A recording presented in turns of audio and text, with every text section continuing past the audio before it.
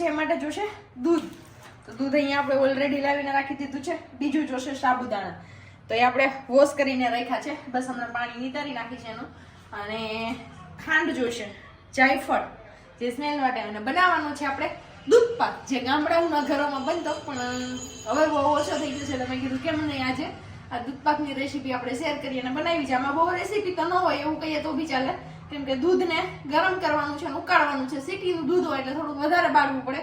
અને સાબુ ચોખા કે સાબુદાણા જે કહેતા હોઈએ એ આમની અંદર જ આપણે પકવવાના છે, દૂધની અંદર જ. મીન્સ કે પલાળીને કે ગરમ પાણીમાં નથી એડ કરવાના, તો જ એનો સાચો ટેસ્ટ આવે. ને ટેસ્ટ વધારવા માટે આપણે નાખવાનું છે જાયફળ.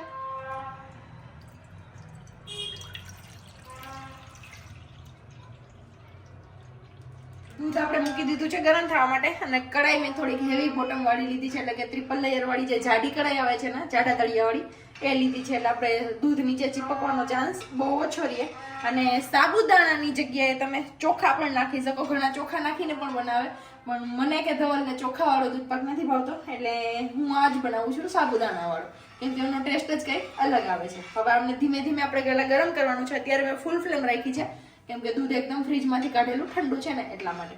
પછી ધીમા ગેસે ગરમ કરશું. દૂધ આપણું ઉકળી ગયું છે મસ્ત, તો મેં ગેસની ફ્લેમ ધીમી કરી નાખી હતી. અને હવે આપણે નાખી દઈએ જે આપણે વોશ કરીને સાબુદાણા રાખ્યા હતા ને, એ સાબુદાણા. અને બસ હવે આને સતત આપણે હલાવતા રહી અને પકાવવાનું છે. હલાવવાનું છોડવાનું નથી, કેમ કે નીચે ચીપકી જવાનું પછી બીક રહેશે. સાબુદાણા એડ કર્યા છે ને એટલે બસ આને સતત આમ ધીમા ધીમા તાપે હલાવતું રહેવાનું અને પકાવવાનું છે આપણે દૂધ પાક. આપણે સાબુદાણા એડ કર્યા હતા ને, તો સાબુદાણા પણ જો થોડા હલવો એવો કલર એનો ચેન્જ થઈ ગયો છે ને, ઉપર તળવા લાગ્યા છે. એકદમ કાચ જેવા ચોખ્ખા થઈ જશે સાબુદાણા, ત્યારે આપણે પકી ગયો સમજી લેવાનું કે દૂધ પાક આપણો બનીને રેડી છે એકદમ મસ્ત. પણ અત્યારે આપણે ખાંડ નાખી દઈએ. થોડા એવા દૂધ પાકમાં પાકી ગયા છે ને સાબુદાણા, તો હવે આ જગ્યા પર આપણે ખાંડ એડ કરી દઈએ. અને ખાંડ તમે તમારા ટેસ્ટ અનુસાર એડ કરી શકો, કે તમારે કેવું ગળ્યું ખાવું છે એ રીતના આપણે એડ કરવાની છે. ચલો આપણા બધા સાબુદાણા જો ઉપર આવી ગયા છે અને એકદમ શાઇનિંગ કરવા લાગ્યા છે.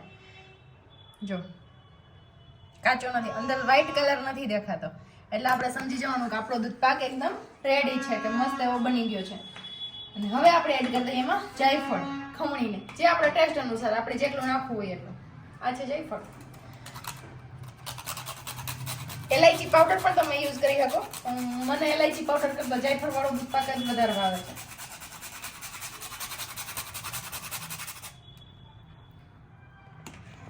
ચલો ફાઇનલી આપણો દૂધ પાક બનીને રેડી છે. એમને તમે બટેકાનું શાક પૂરી એમની સાથે ખાઈ શકો, ઊંધિયું પરોઠા કે ઊંધિયું પૂરી જેમની સાથે ખાવું હોય એમની સાથે દૂધ પાક મસ્ત લાગે એકદમ.